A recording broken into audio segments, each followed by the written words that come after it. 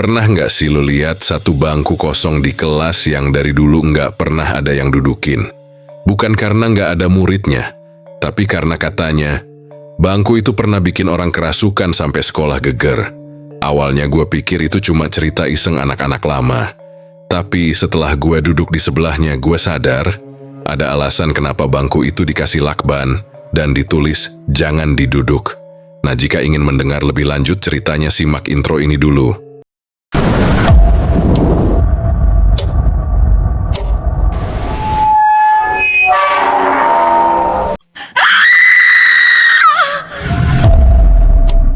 Langit Cilacap pagi itu mendung. Kabut tipis menggantung di jalanan kecil yang becek, sisa hujan semalam belum sepenuhnya kering. Delman berdiri di depan gerbang sekolah barunya, Sekolah Cilacap. Seragam putih abu-abu yang ia kenakan masih terlihat bersih dan kaku, tanda baru pertama kali dipakai. Tapi wajahnya tidak sekaku bajunya. Wajah itu terlihat canggung, tegang, dan penuh tanda tanya. Siapapun bisa tahu, Delman sedang merasa tidak nyaman. Delman adalah anak pindahan dari Bandung, umurnya 14 tahun. Dia seharusnya kelas 9 sekarang, tapi kepindahan ini bukan karena keinginannya. Semua karena ayah dan ibunya kena PHK dari pabrik di Bandung. Akhirnya mereka sekeluarga harus pulang kampung ke Cilacap, numpang tinggal di rumah nenek dari ibunya. Rumah tua dengan tembok berlumut dan suara pintu yang selalu berdecit setiap dibuka. Delman awalnya anak biasa. Bukan anak yang populer, bukan juga anak yang tertutup. Tapi setelah pindah, semuanya berubah. Tidak ada lagi teman. Sekarang dia cuma punya buku tulis baru, pena isi penuh, dan rasa takut untuk memulai dari nol di tempat asing. Setiap pagi, dia harus melewati jalan setapak sempit, diapit sawah dan pohon bambu tinggi menjulang yang suka bergoyang pelan tiap kali angin bertiup. Suaranya bikin bulu kuduk merinding, apalagi kalau lewat sendirian. Pagi itu suasana kelas 9A Sekolah Cilacap tampak biasa saja. Suara anak-anak bercanda, kursi yang berderit ditarik, dan langkah kaki yang mondar-mandir bikin suasana jadi agak berisik. Sampai akhirnya, pintu kelas dibuka dari luar. Seorang laki-laki muda, dengan wajah agak pucat dan mata yang terlihat canggung, masuk pelan-pelan sambil digiring oleh seorang guru. Itulah Delman. Guru berdiri di depan kelas dan mengetuk meja pelan. Anak-anak, hari ini kita kedatangan teman baru dari Bandung. Namanya Delman, dan mulai hari ini dia akan gabung di kelas kita. Tolong diterima ya. Beberapa anak cuma mengangguk malas. Ada juga yang berbisik pelan sambil melirik ke arah Delman.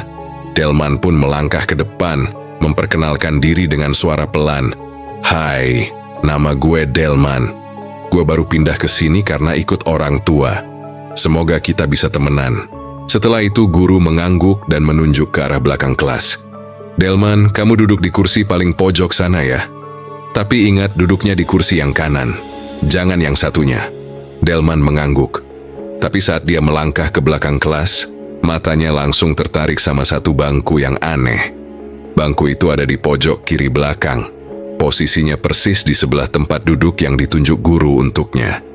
Yang bikin aneh, bangku itu ditulis, jangan diduduk. Delman sempat berhenti. Rasanya merinding. Dia sempat nengok ke guru lalu nanya pelan, Pak, emangnya kenapa nggak boleh duduk di situ? Guru cuma diam sebentar, lalu menjawab sambil mengalihkan pandangan. Pokoknya jangan. Duduk aja di sebelahnya. Barang pun jangan ditaruh di situ ya. Bangku itu udah lama nggak dipakai. Delman makin penasaran. Tapi dia nurut. Dia taruh tasnya di kolong bangku yang sebelah kanan, lalu duduk pelan-pelan. Rasanya aneh banget duduk di sebelah bangku kosong yang ada peringatan kayak gitu. Dan yang lebih bikin bulu kuduk berdiri, beberapa temannya malah curi-curi pandang ke arah dia, lalu saling berbisik. Seolah-olah Delman lagi duduk di samping sesuatu yang lebih dari sekadar bangku kosong. Saat pelajaran mulai, Delman mencoba fokus, tapi beberapa kali dia ngerasa kayak dilihatin. Bukan dari teman-teman, tapi dari arah samping kirinya, dari bangku yang seharusnya kosong itu. Bahkan, beberapa kali dia sempat mau noleh, tapi selalu gagal. Entah kenapa perasaan itu bikin tengkuknya dingin. Jam istirahat, Delman berdiri dari kursi. dan tanpa sadar hampir naruh botol minumnya di bangku sebelah. Tapi sebelum tangannya menyentuh meja itu, seorang anak cowok langsung nyeletuk dari belakang. Bro, jangan taruh apa-apa di situ." Delman kaget. "Kenapa sih? Emangnya kenapa bangku ini?" Anak itu cuma senyum tipis, lalu pergi keluar kelas, meninggalkan Delman dalam tanya yang makin besar. Dari semua tempat duduk di kelas ini, kenapa bangku itu harus dihindari? Sejak hari itu Delman tahu sekolah barunya di Cilacap menyimpan sesuatu yang ganjil. Dan misteri itu duduk tepat di sebelahnya. Hari pertama sekolah bagi Delman berjalan cukup berat. Bukan cuma karena harus adaptasi sama lingkungan baru, tapi juga karena sejak pagi tadi, pikirannya terus keganggu sama bangku berlakban yang duduknya persis di sebelahnya itu. Pas bel istirahat kedua bunyi, hampir semua siswa langsung keluar kelas. Delman awalnya cuma duduk sambil ngeresapi suasana, tapi tiba-tiba ada satu anak cowok datang ke arahnya. Tingginya hampir sama kayak Delman, rambutnya gondrong dikuncir, dan senyumnya agak nakal. Lo anak baru ya, Delman kan?" Sapanya sambil nyodorin tangan. "Iya, lu siapa?" jawab Delman sambil menyambut jabat tangannya. "Gue Doni, duduknya di depan lo. Mau ke kantin gak? Gue temenin, biar gak kayak bocah hilang." Delman ketawa kecil. "Boleh deh." Mereka pun jalan bareng ke kantin. Sepanjang perjalanan Doni cerita-cerita soal anak-anak di kelas. Siapa yang hobi nyontek, siapa yang tukang nyari ribut, sampai guru-guru yang galak. Tapi di tengah obrolan itu, Doni tiba-tiba berhenti di pinggir taman kecil dekat kantin. Dia ngeluarin sebatang rokok dari saku celananya, terus nawarin ke Delman. "Ngerokok nggak?" Delman awalnya ragu, tapi karena males dibilang cupu, dia akhirnya nerima juga. Mereka duduk di bawah pohon, ngerokok pelan-pelan, sambil mantau anak-anak lain yang lagi rame di kantin. Setelah beberapa menit, Delman pun ngebuka topik yang dari tadi nyangkut di kepalanya. Don, itu bangku yang dilakban di kelas nih yang sebelah gua. Emangnya kenapa sih? Lo tahu ceritanya?" Doni langsung berhenti ngerokok. Matanya sedikit melirik ke arah Delman, lalu buang napas panjang. Dia kayak mikir dulu sebelum mulai cerita. "Lo serius mau tahu?" Delman ngangguk. Doni pun mulai ngomong pelan. "Bangku itu dulunya dipakai sama anak cewek namanya Sela. Dia masuk bareng gue pas awal-awal kelas 9 kemarin." Delman menyimak penuh perhatian. Awalnya biasa aja. Dia anaknya pendiam tapi rajin. Duduk di pojok situ sendirian karena bangku lain udah penuh. Tapi waktu itu baru masuk 2 minggu. Sela tiba-tiba kerasukan pas lagi jam pelajaran IPS. Kayak orang kesetanan. Jerit-jerit sambil ngomongin hal-hal yang bikin merinding. "Ngomongin apa?" tanya Delman pelan. "Nggak jelas sih. Tapi dia sempat bilang dia marah, jangan duduk di sini, sama tempat ini punya dia." Yang bikin makin serem setelah itu beberapa cewek lain di kelas juga ikut kesurupan. Padahal nggak ada angin, nggak ada apa. Kayak berantai gitu. Delman menelan ludah, cowok nggak ada yang kenapa-kenapa. Enggak, aneh kan? Yang kerasukan cuma cewek. Cowok paling cuma bisa nonton sambil panik. Guru-guru manggil ustaz ke sekolah, terus bangku itu langsung dikosongin dan dilakban. Katanya biar nggak ada yang duduk sembarangan lagi. Tapi nggak pernah ada penjelasan jelas soal siapa dia yang dimaksud Sela. Delman merinding. "Terus Sela sekarang kemana?" Doni geleng pelan. "Keluar sekolah, katanya dibawa ke rumah neneknya di kampung. Nggak pernah balik lagi, nomornya pun nggak aktif." Beberapa detik mereka diam. Hanya suara anak-anak di kantin yang terdengar samar. "Lo percaya hal-hal gituan, Man?" tanya Doni tiba-tiba. Delman mengangkat bahu. "Gue nggak tahu. Tapi duduk di sebelah bangku yang katanya berhantu jelas bikin nggak nyaman." Doni ketawa pendek. "Wajar sih, tapi lo tahan-tahan aja dulu. Biasanya kalau nggak ganggu, ya aman aja. Tapi ya gitu, lo jangan pernah duduk atau naruh barang di bangku itu. Nggak semua orang yang duduk di sana balik dalam keadaan normal." Delman terdiam. Kepalanya makin penuh dengan rasa penasaran dan rasa takut yang saling tumpang tindih. Hari pertama sekolahnya di Cilacap ternyata bukan cuma soal adaptasi, tapi soal bertahan di tengah sesuatu yang jauh lebih gelap dari sekadar pelajaran sekolah. Sejak hari itu, hidup Delman di sekolah mulai berubah. Bukan karena pelajaran yang susah atau teman-teman yang nggak ramah, justru sebaliknya. Tapi gara-gara satu hal yang selalu ada di sebelahnya setiap hari, bangku kosong yang dilakban dengan tulisan "Jangan diduduk". Setiap kali dia masuk kelas, matanya pasti langsung tertuju ke bangku itu. Kosong. Diam. Tapi rasanya kayak ada yang duduk di situ. Suhu udara di sekitar bangku itu juga beda. Kadang dingin banget sampai bikin kulit merinding. Padahal kipas angin kelas lagi mati. Delman gak pernah cerita ke siapa-siapa, bahkan ke Doni. Tapi setiap kali dia bengong pas pelajaran, selalu ada suara aneh yang cuma dia yang dengar. Kadang seperti suara bisikan, kadang seperti suara kuku yang menggaruk pelan di bawah meja. Pernah juga dia dengar suara napas berat tepat di telinganya. Tapi begitu dia nengok, nggak ada siapa-siapa. Hanya bangku itu tetap diam, tetap kosong, tetap menyeramkan. Puncaknya terjadi 3 hari setelah Doni cerita tentang Sela. Malam itu Delman tidur lebih awal karena kecapekan. Tapi tidurnya malah nggak tenang.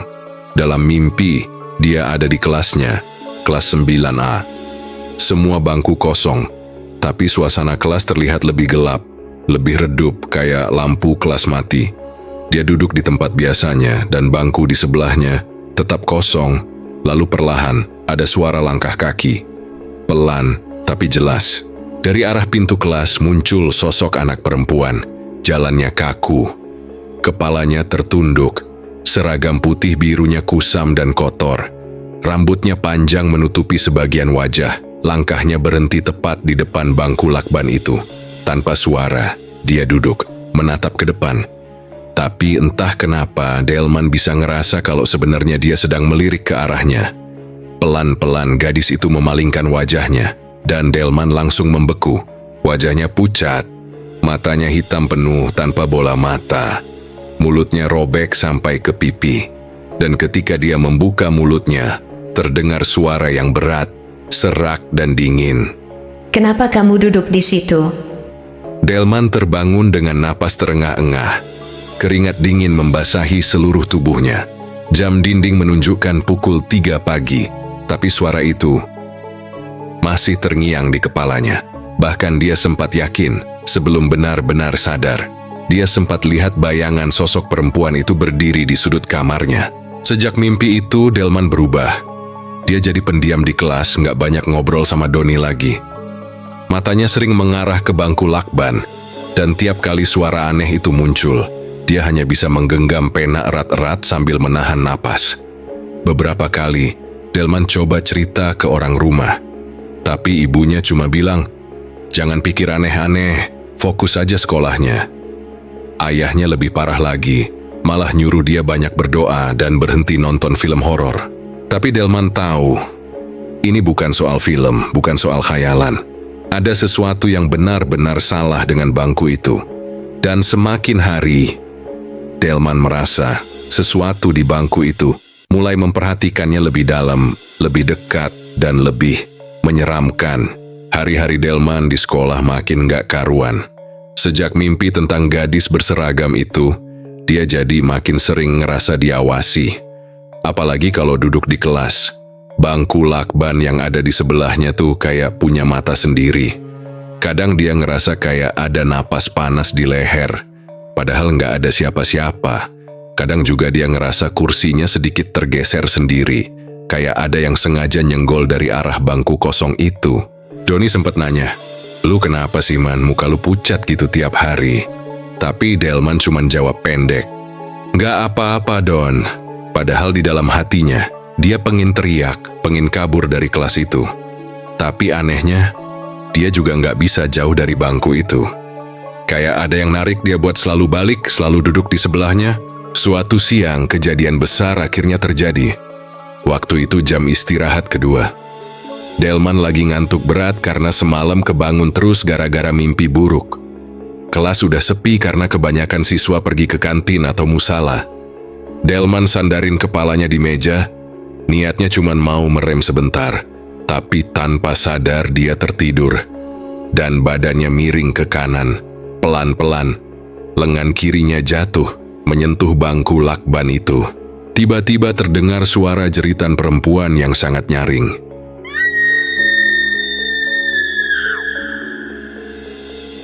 Bukan satu, tapi disusul 2, 3. Lalu suara tangisan dan keributan dari arah luar kelas. Delman langsung terbangun dengan napas tersengal, badannya menggigil. Pas dia nengok ke arah bangku itu, nggak ada siapa-siapa. Tapi, lakban yang tadinya menempel rapat, sekarang sobek, kayak dicakar dari dalam.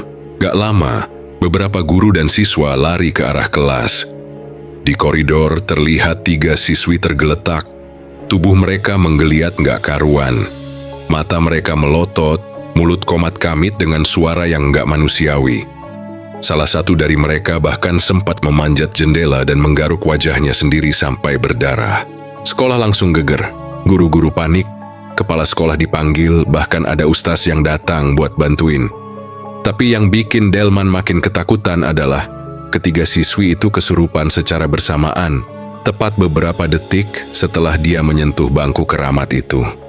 Setelah kejadian itu, sekolah jadi lebih ketat. Bangku itu dilakban ulang, bahkan diberi sekat papan kecil supaya nggak bisa disentuh. Tapi buat Delman, semuanya terlambat. Malam-malamnya makin parah. Dia sering terbangun dengan tubuh penuh keringat dingin. Di kamarnya sendiri, dia kadang lihat bayangan gadis itu berdiri di sudut ruangan. Wajahnya tetap sama, mata hitam kosong, mulut robek lebar, dan selalu menatap Delman. Yang lebih gila lagi, dia mulai penasaran, ada rasa aneh di hatinya. Semacam keinginan buat tahu lebih banyak. Siapa gadis itu? Kenapa dia muncul? Apa sebenarnya yang terjadi dulu? Delman mulai mencatat setiap kejadian. Dia buat catatan kecil di bukunya. Jam kejadian, siapa yang kerasukan, ekspresi wajah mereka, sampai detail mimpi-mimpinya. Kayak orang kerasukan logika. Delman gak peduli lagi dibilang aneh atau gila. Dia cuma pengen tahu, tapi rasa penasarannya itu pelan-pelan berubah jadi obsesi. Dan obsesi itu membawa dia makin dekat dengan kegelapan yang selama ini tersembunyi di balik bangku kosong itu. Dia berusaha tanya ke guru-guru tentang apa yang sebenarnya terjadi. Tapi jawaban mereka selalu sama. Jangan terlalu dipikirin, man. Fokus belajar saja. Tapi dari satu guru, Delman dapat informasi yang bikin bulu kuduknya berdiri. Kepala sekolah mengumumkan bahwa hari Jumat nanti sekolah akan libur sehari. Libur ini bukan karena alasan biasa, tapi karena sekolah akan didatangi orang pintar untuk membersihkan tempat ini dari hal-hal yang tidak kasat mata. Kata kepala sekolah, ini untuk kebaikan bersama agar kejadian seperti kemarin gak terulang. Delman merasa ini serius. Sekolah, yang selama ini dia kira cuma tempat belajar biasa, ternyata menyimpan misteri yang jauh lebih dalam dan berbahaya. Hari-hari berikutnya, suasana makin aneh. Anak-anak disuruh jangan bengong di kelas, terutama di dekat bangku yang lakban itu. Ada larangan keras buat nempel, duduk, atau meletakkan barang di situ. Tapi Delman merasa larangan itu justru makin bikin rasa penasaran dan takut di hatinya makin membesar. Dia jadi semakin sering dengar bisikan samar di telinga. Suara langkah kaki yang mendadak muncul saat kelas kosong. Bahkan kadang ada bau apek seperti bau keringat yang sangat menusuk. Semua tanda itu bikin Delman semakin sadar. Ada sesuatu yang nggak biasa sedang mengintai dari balik bangku kosong itu. Delman tahu ini belum berakhir. Justru ini baru permulaan dari sesuatu yang jauh lebih menyeramkan. Bangku kosong itu, bangku keramat yang katanya jangan diduduki, seolah punya kekuatan yang tak bisa dijelaskan dengan logika biasa. Dan Delman, dia mulai sadar dia harus siap menghadapi apapun yang akan datang. Karena arwah yang menghuni bangku itu mungkin sedang menunggu seseorang yang berani melawan atau malah menyerah padanya. Hari Jumat pagi itu, langit tampak lebih mendung dari biasanya. Suasana sekolah sepi, hanya ada beberapa guru, staf, dan satu sosok asing yang datang membawa tas kain berisi berbagai benda aneh. Botol kecil berisi air, dupa, kemenyan, dan sebuah keris tua yang dibungkus kain putih. Dialah orang pintar yang dimaksud oleh kepala sekolah. Namanya Mbah Wiryo. Usianya sudah lanjut, tapi sorot matanya tajam, dan wajahnya menyiratkan bahwa ia tahu lebih banyak dari yang orang lain bisa bayangkan. Delman diam-diam datang pagi itu. Ia berdiri di balik jendela kelas mengintip ke dalam ruangan tempat Mbah Wiryo sedang melakukan ritual. Guru-guru berdiri agak jauh, hanya mengawasi dari luar. Ruangan kelas yang biasanya dipenuhi suara tawa dan teriakan kini berubah jadi sunyi senyap, kecuali suara gemerisik kain dan bisikan-bisikan mantra dari Mbah Wiryo.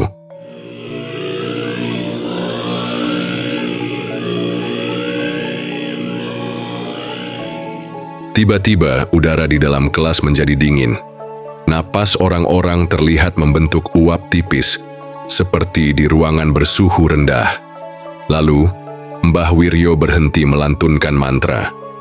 Ia mendongak, pandangannya tajam ke sudut belakang ruangan. Dia di sini.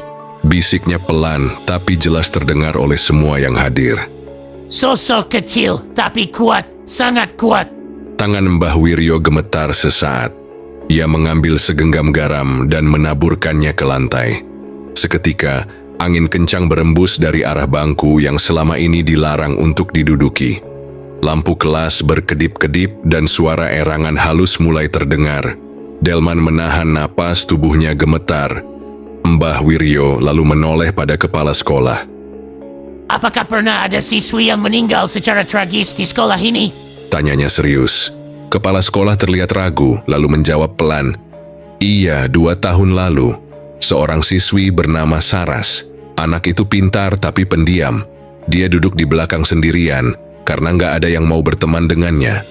Wajah Mbah Wiryo langsung berubah muram. Arwahnya masih di sini, dia belum tenang. Dia terikat pada bangku itu. Semua yang mendengar sontak terdiam. Delman merinding hebat. Jadi suara-suara aneh, mimpi buruk, kesurupan, semua itu berasal dari arwah Saras. Tanpa banyak bicara lagi, Mbah Wiryo mulai menyiapkan ritual pembakaran.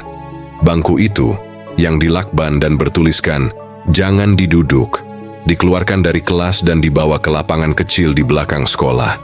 Dituanginya minyak dan ditaburi dupa serta bunga. Lalu api dinyalakan. Tapi anehnya, bangku itu tidak terbakar. Kayunya tetap utuh, meski api membara di sekitarnya. Seolah ada kekuatan yang menjaga bangku itu, menolak untuk dihancurkan. Mbah Wiryo menghela napas panjang. Ini bukan benda biasa. Bangku ini sudah jadi media perantara arwah Saras. Kita tidak bisa memaksanya pergi begitu saja. Akhirnya Mbah Wiryo memutuskan satu hal. Bangku itu tidak boleh berada di sekolah lagi. Ia meminta agar bangku itu dibuang jauh-jauh, ke tempat yang tidak akan ditemukan siapapun.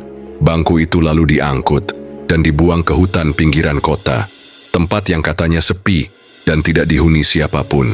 Delman menyaksikan semuanya dari kejauhan, tapi perasaannya belum tenang. Ia tahu meski bangkunya sudah dibuang, tapi jejak Saras belum benar-benar hilang. Dan yang lebih mengganggu pikirannya, kenapa hanya siswi perempuan yang bisa dirasuki? Apa Saras menyimpan dendam khusus atau ada sisi kelam dari kisah ini yang belum terungkap? Sekarang dia tahu apa yang selama ini bersembunyi di kelas itu. Tapi dia juga sadar ketika menyangkut arwah yang belum tenang. Membuang bangku bukanlah akhir dari segalanya. Justru ini mungkin awal dari sesuatu yang jauh lebih gelap. Dan Delman kini jadi salah satu dari sedikit orang yang tahu kebenaran. Hari Senin pagi, suasana kelas terasa lebih ringan setelah kejadian heboh minggu lalu. Beberapa siswa sudah kembali masuk, meski masih banyak yang membicarakan soal kesurupan massal dan bangku keramat. Delman duduk di tempat biasanya, namun kali ini ia merasa lebih tegang dari sebelumnya. Setelah bangku di sebelahnya dibuang ke hutan, ia sempat berharap semuanya akan berakhir. Tapi ternyata, rasa takut itu belum benar-benar hilang. Jam pertama diisi oleh pelajaran IPS. Ibu guru yang terkenal, cerewet dan doyan bergosip, Bu Lilis, Masuk ke dalam kelas dengan langkah santai sambil menenteng buku dan secangkir kopi instan. Wajahnya sumringah seperti biasa, seolah tidak pernah menyaksikan tragedi apapun. Kalian kok pada diam aja? Tumben, kelas ini sunyi begini. Ucap Bu Lilis sambil duduk di kursi guru. Beberapa anak mulai tersenyum kecut. Doni yang duduk 2 bangku dari Delman akhirnya nyeletuk. "Bu, Jumat kemarin ibu ngapain aja sih? Katanya sekolah dibersihin." Bu Lilis langsung semangat. Ia meletakkan cangkir kopinya, lalu membuka ceritanya dengan nada antusias seperti biasa saat sedang bergosip di ruang guru. Astaga, kalian gak tahu ya? Jadi gini, Jumat kemarin itu sekolah didatangin orang pintar karena ada yang kerasukan. Kalian tahu nggak? Itu ternyata karena bangku yang suka didudukin sama anak perempuan yang udah meninggal 2 tahun lalu. Seluruh kelas langsung hening. Delman menelan ludah. Bu Lilis lanjut dengan suara setengah berbisik, tapi cukup keras untuk seluruh ruangan. Namanya Saras, anak pinter, pendiam, suka belajar, tapi malangnya dia dibully terus. Gak punya temen. Dulu waktu masih kelas 7, dia suka duduk sendirian di pojok, persis di bangku sebelah Delman itu loh. Beberapa anak menoleh ke arah Delman. Ia hanya bisa menunduk, jantungnya berdetak tak karuan. Katanya sih, Saras tuh paling suka duduk di belakang karena dia gak mau diliatin pas nangis. Kasihan, terakhir dia kabur dari rumah, terus ketabrak kereta waktu mau pulang sekolah. Lanjut Bu Lilis dengan wajah prihatin. Makanya katanya, arwahnya gak tenang. Suasana kelas mendadak muram. Tidak ada yang bicara. Doni melirik Delman, tapi cowok itu hanya menatap lurus ke depan. Tubuhnya kaku. Bu Lilis kemudian berdiri, mengedarkan pandangan ke seluruh kelas. Dan saat itulah dia melihat sesuatu. Matanya membelalak. Loh, kok ada bangkunya? Semua murid mengikuti arah pandangan Bu Lilis. Bangku keramat itu, yang sudah dibuang Jumat lalu, entah bagaimana telah kembali ke tempat semula. Di sudut belakang ruangan, masih dengan bentuk yang sama. Kayunya sedikit tergores tapi utuh. Tidak ada kain putih, tidak ada tanda-tanda bekas dibakar. Siapa yang ambil bangku itu? Tanya Bu Lilis panik. Tak ada yang menjawab. Bahkan suara napas pun nyaris tak terdengar. Semua murid menunduk. Mata Delman menatap bangku itu dengan tatapan kosong. Tubuhnya dingin, keringat dingin mulai membasahi punggungnya. Bu Lilis melangkah pelan mendekati bangku itu. Ia mengulurkan tangan, hendak menyentuh permukaannya. Tapi tiba-tiba, bangku itu mengeluarkan suara retakan keras. Seperti ada yang duduk di atasnya. Padahal tak ada siapa-siapa. Bu Lilis sontak mundur 2 langkah. Wajahnya pucat pasi. Delman gemetar hebat. Ia tahu betul, bangku itu memang sudah dibuang. Ia sendiri melihatnya diangkut dan dilempar ke hutan. Tapi sekarang bangku itu kembali, dan tidak ada yang tahu bagaimana caranya. Rasa takutnya kini tak hanya soal suara atau mimpi buruk. Ada perasaan lebih dalam, seolah Saras tidak ingin pergi. Seolah Saras masih ingin duduk di sana, belajar, memperhatikan pelajaran, dan mungkin mencari teman. Tapi satu hal yang pasti, Delman mulai sadar cerita ini belum selesai. Bahkan mungkin baru saja dimulai sejak bangku itu tiba-tiba muncul kembali. Suasana sekolah berubah drastis. Bukan cuma Delman, tapi hampir semua siswa kelas 9A mulai merasakan ada yang tidak beres. Hari-hari yang biasanya riuh dengan suara tawa dan gurauan, kini terasa kaku dan penuh waspada. Delman duduk di bangkunya seperti biasa, namun tak sedikit pun berani melirik ke kanan ke arah bangku kosong yang pernah dikira sudah dibuang. Bangku itu kembali tanpa penjelasan, seolah bangku itu memilih untuk kembali, dan kehadirannya membuat semua murid berada dalam ketegangan yang tak bisa dijelaskan dengan logika. Saat jam pelajaran selesai, semua murid tampak ingin cepat-cepat keluar dari kelas. Tapi langkah kaki mereka terasa berat, seolah ada yang menahan. Saat itulah gosip mulai menyebar cepat. Tak butuh waktu lama untuk membuat semuanya merasa dihantui oleh sesuatu yang tak terlihat. Aku dengar suara cewek, bisik seorang siswi bernama Ayu ke teman sebangkunya saat mereka berjalan pulang. Pas lewat lorong belakang kelas, dia manggil namaku. Tapi waktu aku nengok, gak ada siapa-siapa. Sementara itu Raka, salah satu siswa yang dikenal berani, mengaku bermimpi aneh. Aku mimpi duduk di kelas tapi semua lampu mati. Bangkunya cuma satu yang nyala lampunya, yang di samping Delman. Aku duduk di situ. Tapi tiba-tiba ada tangan dari bawah meja yang narik aku ke bawah. Ceritanya saat di kantin. Pas bangun, badanku penuh bekas cakaran. Cerita-cerita itu terus bermunculan. Satu persatu siswa mengaku merasakan hal yang sama, dan semuanya mengarah pada satu titik, bangku itu. Tapi dari semua murid, Delmanlah yang mengalami teror terparah. Dia yang dulu ceria dan supel kini berubah drastis.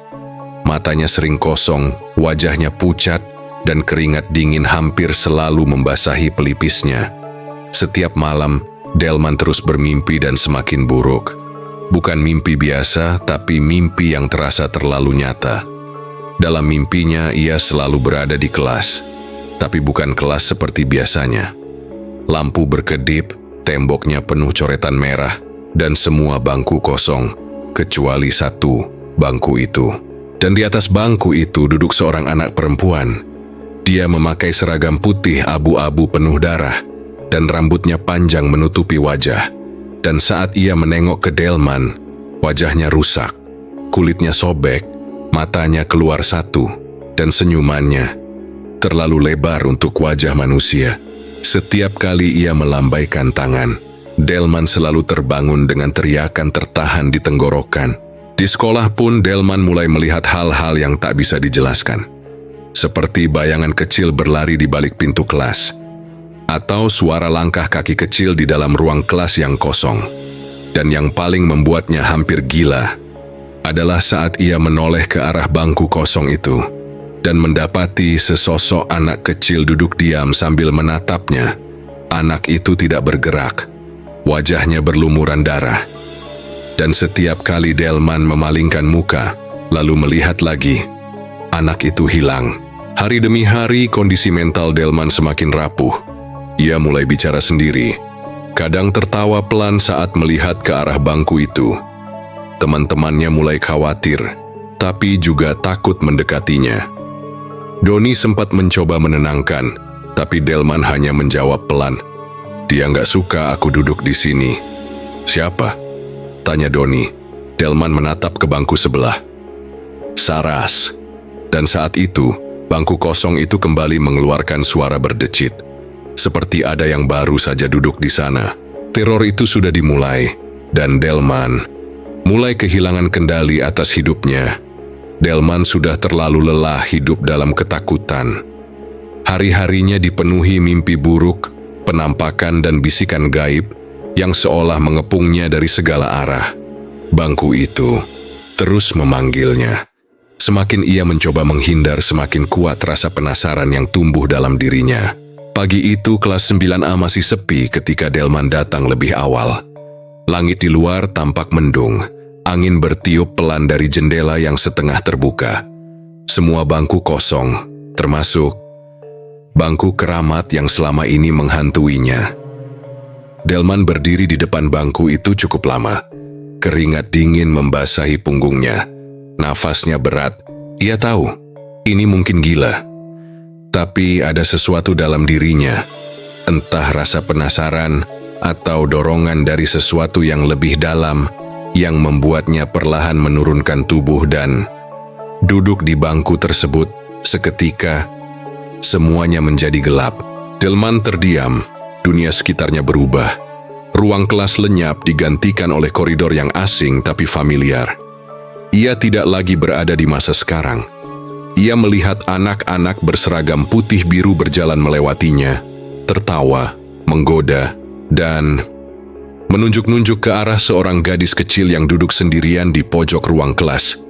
Gadis itu mengenakan seragam yang lusuh, rambutnya panjang dan kusut.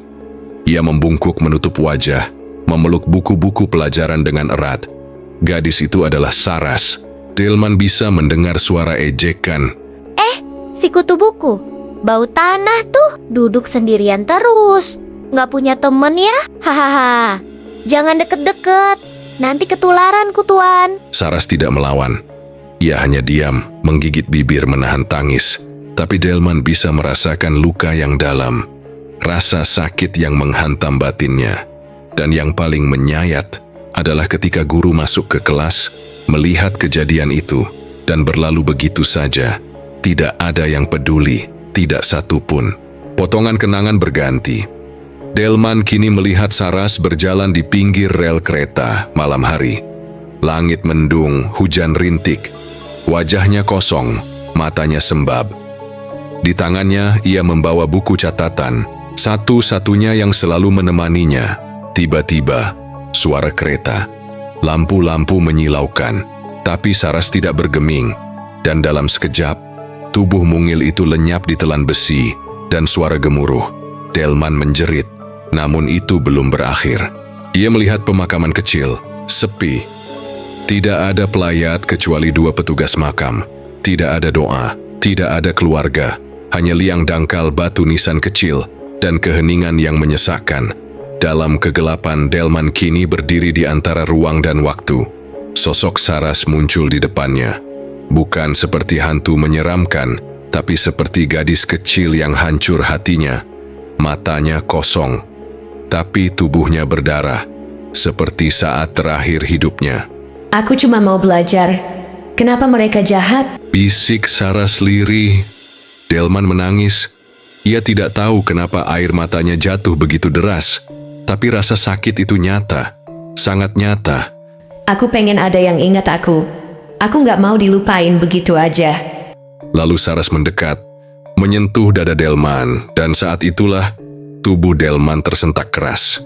Di dunia nyata, Doni dan beberapa murid lain masuk ke kelas dan menemukan Delman kejang-kejang di atas bangku keramat.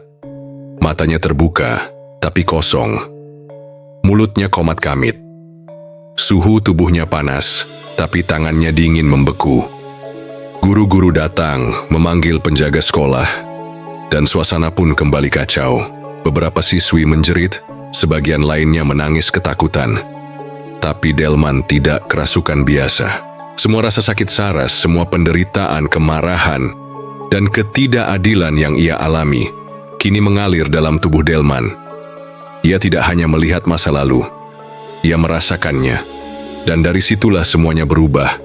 Kini, bukan hanya bangku itu yang menyimpan kutukan, tapi Delman pun menjadi bagian dari kisah tragis Saras. Dan teror itu baru saja mencapai puncaknya.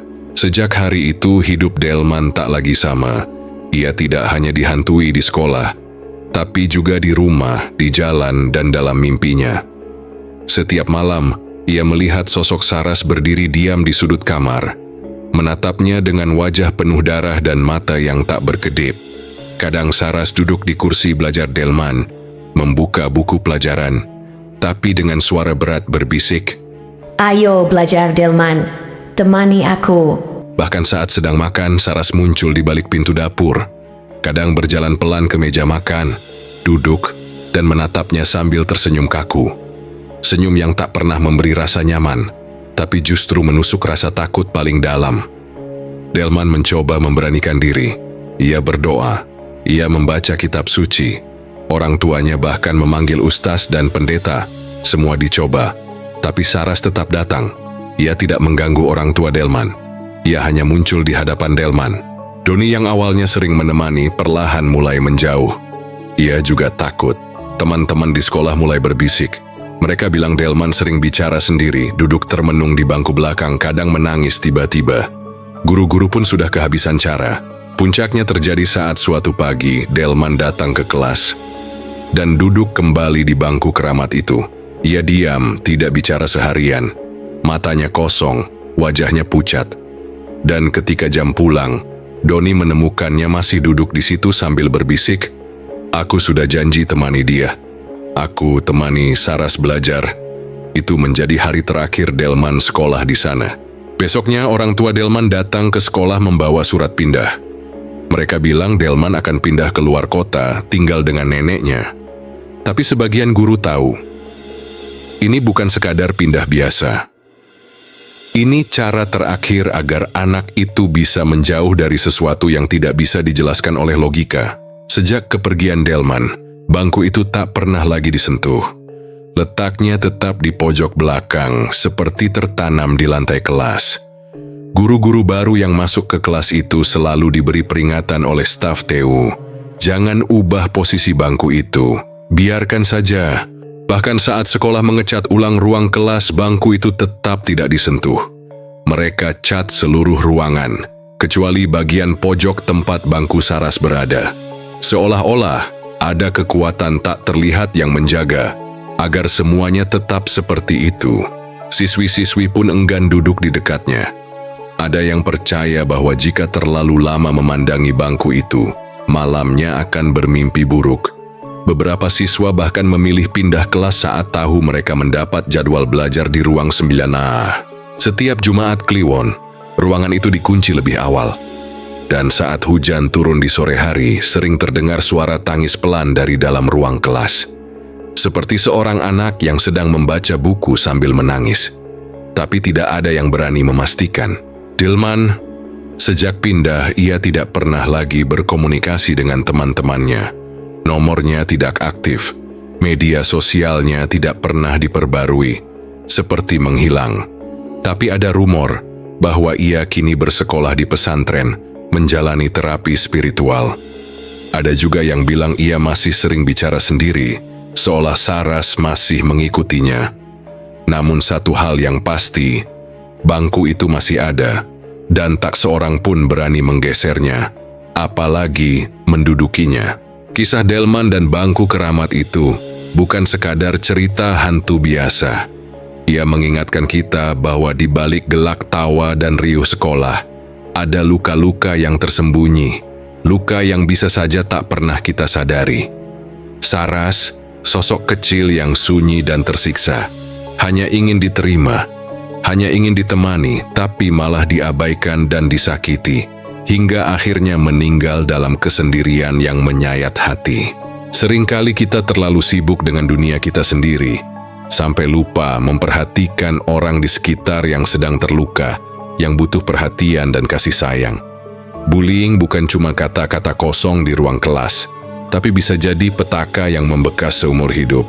Saras adalah bukti bahwa kata-kata dan perlakuan kita bisa membunuh jiwa tanpa meninggalkan bekas fisik.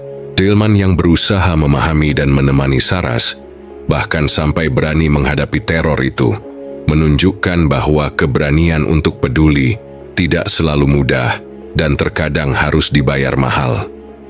Tapi ada satu hal yang paling mengerikan, bahwa meski Saras sudah pergi, lukanya tetap melekat dan terus mencari tempat untuk melepas amarahnya.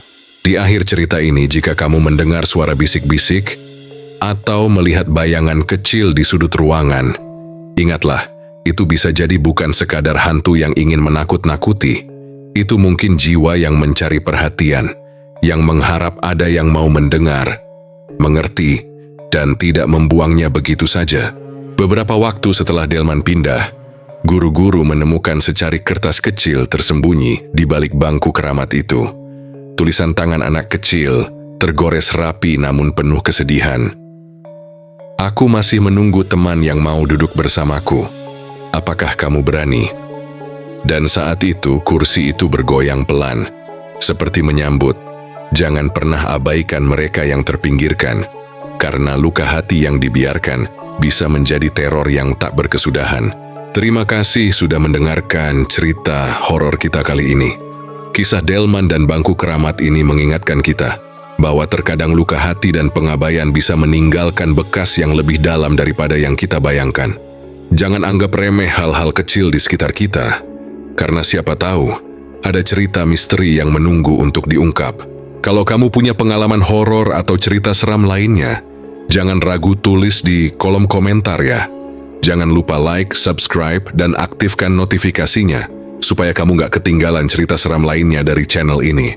Sampai jumpa di malam berikutnya, dengan kisah yang lebih gelap, lebih dalam, dan lebih menyeramkan dari yang kau kira. Dan terakhir, jangan lupa matikan lampu.